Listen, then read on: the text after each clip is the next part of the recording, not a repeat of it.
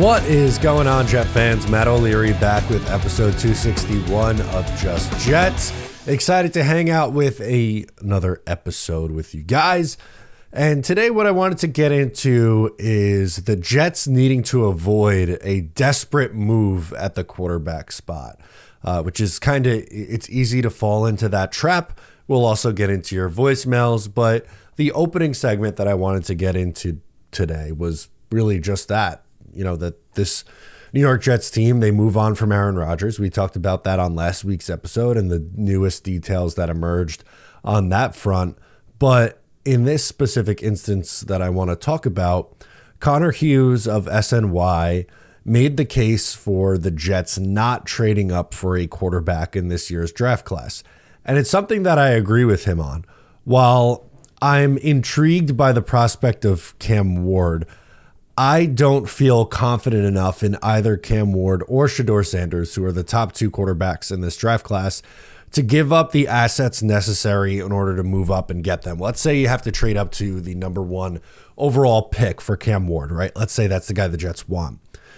They would give up their first rounder this year, a second rounder this year, a first rounder next year, and plus on top of that in order to move up and get this player. And I don't think the Jets are in a spot where they're just a rookie quarterback away from it, working out and being awesome. Maybe I'm wrong, because rookie quarterbacks who are come into the league and be successful can help expedite your rebuild process. Just ask Washington or ask the Houston Texans from a year ago, and the quarterbacks that they both took second overall. Must be nice to take a quarterback second overall and have it work out. But something else of note, too, that Connor Hughes mentions in this article is that if you compare this quarterback class to a year ago, J.J. McCarthy and Michael Penix, who were the fourth and fifth quarterbacks taken off the board, would both be considered QB1 of this class if they were in it. So in the comparison, you're looking at Cam Ward and Shador Sanders as like maybe the sixth best quarterback in the draft from a year ago if they came out a year early, versus these other guys who still went in the top half of the first round, but were, very much so better quarterback prospects than these two this year. And I just don't think the Jets can afford to do that. Like, I get it. You move on from Aaron Rodgers and the panic ensues for a lot of people. What are you going to do with the quarterback? They're just going to tank in 2026 and that for 2026. And that's not my logic or my reasoning with what I'm saying. I don't think the Jets should tank and purposely try to put themselves in a position to lose football games. What I'm saying is don't take an unnecessary risk right now. It's year one of a new regime. They're going to get a little bit of leeway in the first year or two as they figure themselves out. And again, I don't think Cam or Shador are worthy prospects to allocate that much resources into drafting. Now, if the Jets were picking first overall for whatever reason and didn't have to trade anything, then yeah, maybe you make the case for taking, Cam Ward or whatever, right? But I would rather the Jets try to be competitive this year with Tyrod Taylor, maybe a mid-round rookie quarterback if you want to do that, or a other cheap veteran option. And we've gone through so many names, but pick your favorite cheap veteran option. It could be Kirk Cousins, Derek Carr, Jameis Winston, Justin Fields, whoever your preference is, and try to be competitive that way, and then make your move for your franchise quarterback in 2026. I think that's the best way for the Jets to go about this and continue to build out their roster, which needs to be done this year. They need help at wide receiver. They need help at tight end. They need a right tackle. They need an interior defensive line. They need two safeties. They need another corner. They're going to need a linebacker. There's a lot of work to be done in both free agency and the draft outside of the quarterback spot, and I just don't think you should force it just to force it is essentially the point. I think Connor Hughes did a really good job with that, and his reference point too was he wasn't just saying that McCarthy and Penix would be ranked higher than Cam Ward and Shador Sanders this year based on his own opinion. He's saying that from 3 different NFL sources said the same thing. So if the league views them that way, probably means the Jets view them that way. And I just think you're probably better off going the veteran stopgap route for this year. And you see what you have in this roster. Use this as an evaluation year, not a suck year. There's a difference. I'm not saying you go in and like, we're going to go into this season with the goal of picking in the top 3 in next year's draft class. That'd be disappointing if that's how this first year ended up. And I've said it before in other episodes or in other videos, but I don't think the drop off from having Aaron Rodgers start last year versus whoever your favorite veteran quarterback is going to be some massive swing where with Rodgers in 2025, I would have picked them to win 10 games, but now that Rodgers isn't here, they're going to win 4. I don't buy that he's a 6-win difference quarterback. If you want to argue maybe one or 2 win difference and like, hey, maybe Jets go 9-8 in 2025 with Aaron Rodgers, but they go 7-10 with a different quarterback, and you don't kill your future cap and let this be Aaron Glenn's team and build it with his vision. I think I'd rather do the second one. And I'm not saying I want to lose more games. I'm saying that how you play out year 1 of this is going to impact the rest of the tenure of Darren Muji and Aaron Glenn. I think they deserve the trust to build this in their vision. And I don't think that vision should include trading a ton of assets to move up and take a quarterback in a not so very good quarterback class. I think they're significantly more likely to roll with Tyrod, maybe a mid-round pick, and another veteran quarterback in this room. That's where I wanted to start on this one. Let's get into your voicemails. We have a few voicemails to get into today. We'll start out with Rob from Tennessee, and he's a UT fan and wants to talk some Hendon Hooker. Hey, this is Tennessee Rob in Morristown, Tennessee, from Long Island, New York. I'm okay with the Rodgers not being there no more, and I understand that. Plus, there's way too many Aarons in New York right now anyway. So I understand he wanted to make it his own show. But what do you think about getting Hendon Hooker? I'm a UT fan. I watched him all the time, and I thought he was really good. He's a little gimmicky quarterback, but that's the way they played. But he was really good under pressure, and I think he's an underrated backup. I think he should be a good bridge starter quarterback, and then possibly draft one in the second round. Okay. So, but I think Hendon Hooker would be a good quarterback. So, catch you later. Have a good one. Go Jets.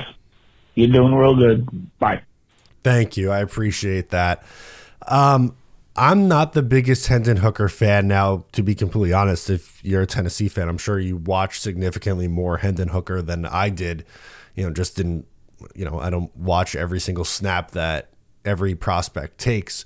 I do some studying before the draft and come up with some, feels on what I think of the guy. The thing that concerns me, and it's easy to make the connection, right? Because the offensive staff and the head coach is coming from Detroit, that maybe they just take, a backup in Detroit. I don't know how good of a sign it was that they decided to sign Teddy Bridgewater off the street to be their backup quarterback rather than have Hendon Hooker be the backup quarterback for Jared Goff. Like Hendon Hooker was there all off season throughout, training camp, OTAs, mini camp, regular season, into the playoffs, and they decided that Teddy Bridgewater would give them their best chance as a backup over Hendon Hooker. So I don't know if that speaks too well of how he's developed so far. And he had a bad injury in year 1. He didn't really play at all. We only saw a little bit of him in the preseason this year. I thought he had one pretty good game. But I'm not going to say it's the worst thing ever, because what's the draft pick that you're trading for him? A late day 3 pick? one of your 2 6-round picks, probably. Hard to scoff at that, but I'm not overly confident that he would work out here. Maybe I'm wrong. Let's go to George up next. He's calling in from Yonkers. He wants to talk Shador Sanders. My name is George Walker, calling from Yonkers, New York. And my thoughts on the quarterback situation, you could have kept Aaron Rodgers, Tyrod Taylor, and went for Deion Sanders. Deion's kid. The defense, wasn't nothing wrong with the defense until they fired Robert Saleh. On the defense, what do you think about them firing Robert Saleh? So on the defensive side, they definitely played better when Saleh was there versus when he wasn't. But there were some signs of that defense not going to be up to, not being up to par in 2024. I think what they did on their defensive line was a massive mistake. You let John Franklin Myers go. You don't bring back Bryce Huff, and you replace them with, Javon Kinlaw and Michael Clemens and Hassan Reddick, and all 3 of those guys were major busts for the Jets last year. I think that played a big factor in the defense taking a downswing. And on Shador, kind of goes back to my original point in the opener. I don't feel strongly enough about Shador Sanders that he is going to be the answer in order to move up and get him. Now, you can maybe make a case he's there at 7. I don't think he makes it past the Raiders, but let's play the game. That's a bit of a different story. Shador Sanders worries me a little bit. And I think it's the potential influence that his father, Deion, could have on the organization. I don't know if I want to get into bed with that. And I'm not saying that it's a guarantee that, Deion's going to bust because of it, or it just seems like the Jets could be putting themselves or going from one volatile situation with Rodgers into a potential another volatile situation with Shador Sanders and Deion Sanders. That's just not my preferred route that I would go personally. Travis from Ohio wants to talk some Justin Fields. Makes sense, as he is an Ohio State guy. Hey, Matt. What's up, Travis? Hey, buddy. A lot of Fields talk, signing Justin Fields, and you remember I was giving you Justin Fields reports because from Ohio over here, yep. And I wanted him over Zach Wilson, and was kind of talked into Zach Wilson after we ended up drafting him because, I was going to support the team. I wanted it to work out. I mean, and it's not like Justin Fields has been developed or blown the league away either, but leaps and bounds ahead of Zach Wilson. So, not revisionist history either. I'm not, that pick already happened. Sure. I'm over it, whatever. But if we sign Justin to, I don't know, a cheap 1 year or 2 year, or even if we overpay slightly for 1 year, I'm down with it for a prove-it deal, And then, hell, I wouldn't hate taking the Ohio State quarterback, Will Howard, in the draft. He balled out. I know he had talent everywhere, and that team was loaded for bear. Obviously, they won the Natty, so. But when Will Howard transferred in, he had talent. He executed too. So, and it's not like Justin Fields won a Natty. So fair. Anywho, that's all I had. Hope you had a great weekend. Love you, buddy. You're Jets. Bye. Thank you, Travis. I'm not against the Jets taking a quarterback swing. I don't think they have to. If they come out of this draft and they're like, you know what, we just didn't think this was the class to do it, that's fine. I'd rather take a gamble on someone like a Will Howard than I would moving up to get one of the top 2 quarterbacks, because I don't think that stops you from doing whatever you need to take a quarterback in 2026 if you don't see the things that you need to from your mid-round guy in year 1. Fields is going to be a popular pick for the Jets. Now, that offense would look a lot different. They would run the crap out of the football, and they would not really push it down the field nearly as much. But the Jets really struggled to establish a run game a year ago, and it could be interesting. I don't know if Fields is my like number 1 preferred option, but if they went that route, I would get it. Him, Tyrod, and maybe a rookie like Will Howard. I would not be surprised at all if that was the quarterback room. Let's go to Dion from New York. He wants to talk some Matthew Stafford. My name is Dion, calling from Central New York, and I'm wondering what you think about Matthew Stafford getting traded to the Jets. If you think the possibility on that, and what's your opinion on it if that does happen, how it look for the Jets moving forward. Thank you. So this is going to be hard for me to say because Matthew Stafford is one of my favorite quarterbacks from this last generation. I love watching him play. Really, really fun player. I don't think it's very likely that the Jets would trade for Matthew Stafford. They would need a lot to really break right in that scenario for the Jets. What would the cost be draft pick wise to acquire him? What contract, would it be on his current contract? Because his base salary is pretty low. He does have, some signing bonus money, but if the Rams were to trade him pre-June 1, they're only saving $4 million. They still have $45 million in dead money. I don't think he gets traded. I think he's more likely to stay out there in LA with the Rams. But if he does get traded, honestly, I see the Giants as more of a fit for him than the Jets. And I love Stafford. I think he's a very good quarterback.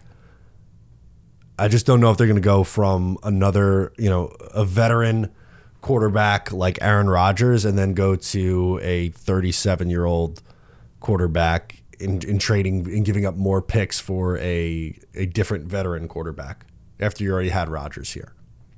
So that's the part that throws me. But I love Stafford. He's one of my favorite players.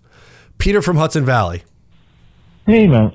It's Peter calling from up in the beautiful Hudson Valley on this Monday evening. Reacting now to all the reports that have come out that Aaron Rodgers may have wanted to stay with the Jets in 2025.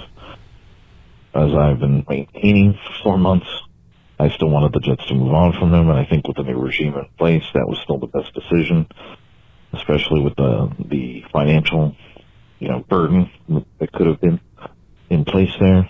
So, what I wanted to talk about this week is the, sustained success that Moogie and Glenn, Spielman, and others are all going to be preaching as this new regime, takes effect at one Jets Drive. And I think the Jets fans just need to start having some patience. I mean, myself, Green Bean, who've been really long-time Jets fans, and, a lot of you guys understand that losing sucks. And having to sort of tear down and rebuild every 3, 4, 5 years really sucks, with a new quarterback especially. So it's just a matter of looking into the future and kind of forecasting where the Jets should be for the next couple of years and saying, okay, let's bridge with another veteran quarterback this year in Tyrod Taylor. Let's look at the roster after we add a bunch of free agent additions. Let's look at the roster after we go through the draft and get some, some hits on some undrafted free agents. And then let's look at the schedule with that roster and say, maybe this team can win 7, 8, or 9 games this year. I mean, it's possible. You never know. Especially because Glenn will have more fire and passion than we've seen from Salah and other coaches. So now you've improved on 5 wins from 2024, and now you go into 2026, and maybe you're sort of a mid-first round draft pick, and you look at that quarterback class after you've bridged, with another veteran for 1 year, and you really say, you know what, maybe it's time we mortgage our future and to go up for all the way to number 1 for Drew Allar or some, whoever they fall in love with at that point. But since you've added so much extra talent to the roster in this offseason with the talent that's already there and in place from Joe Douglas, now you've got a rookie quarterback coming in who you think can really be that final piece to the puzzle with a lot of talent around them, which was, Darnold was bereft of, and even Wilson was bereft of for the most part in the beginning. And now maybe you can start getting that sustained success going forward. Not week in and week out during the season, year in and year out, 5 years down the road, 10 years down the road. That's the perspective that I have, and that's the perspective a lot of Jets fans should have, and hopefully we'll get from Glenn and Moogie being at the top of this organization. That's my perspective on things. Hope you agree. I like your mock drafts, and Thank you. I'll look forward to more of that content. Just let me know your thoughts. You got cut off at the end, but we got the point from Peter. Thanks for calling in. I think that's a really valuable point that you just made, because you look at the situation the Jets are in year one. They might not be a very good football team, and might not be a very good football team, as I said earlier, doesn't have to mean a 3-win team. They won 5 games a year ago. Is there a world where they improve, win 7 or 8 games, still don't make the playoffs, but you have a foundation of what you're building and like tangible evidence of steps taken forward? Yes. And I think that's the biggest thing that I need to see from this regime and this staff in year one. Show me signs of progressing to a point where you can have that sustained success. And it might not happen in year one, but you're hoping to be a good football team from year 2 and beyond. And hopefully it's not just a flash in the pan year. You want that sustained success. PG from Long Island, close us out. Hello, Matt O'Leary. PG from Long Island here. I want to talk today. Thank you, as always, for taking my call. I want to talk about quarterbacks today. Sure. We're not going to get another Hall of Famer, diminished as he was, or All-Pro, but there's a lot of options out there, even if they're not locks. One of them, Sam Darnold, I don't know if anybody else noticed this, but in one of those 2 games that he played horribly at the end of the season last year, there was a shot where he had run, scrambled, maybe got back to the line of scrimmage, and then they showed his face. And he had this scrunched up face, and he was looking serious, and he was concentrating, and it was you could tell he was like an 11-year-old who was looking in the mirror, trying to find a face to ward off the, schoolyard bullies.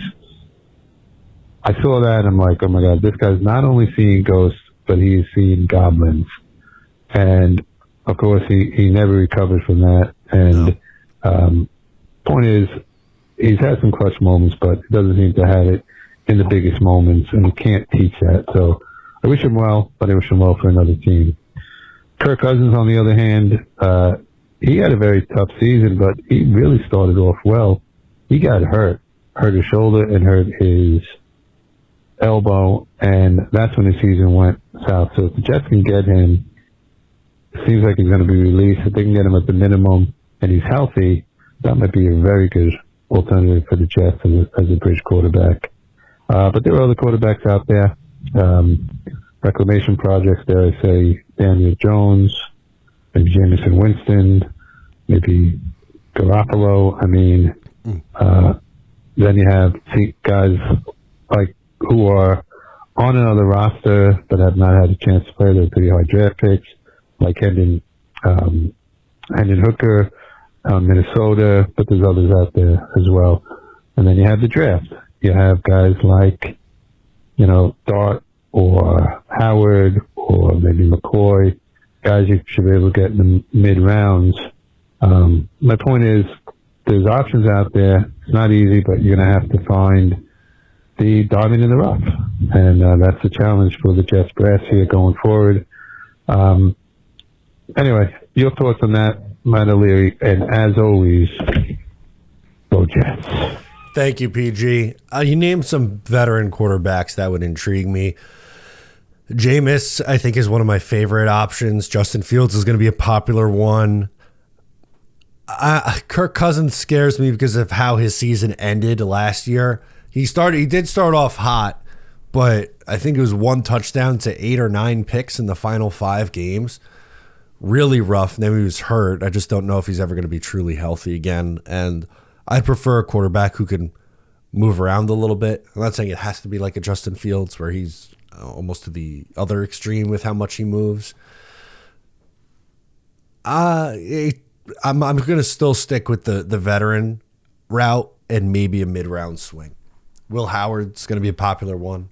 Kyle McCord, right, at Syracuse.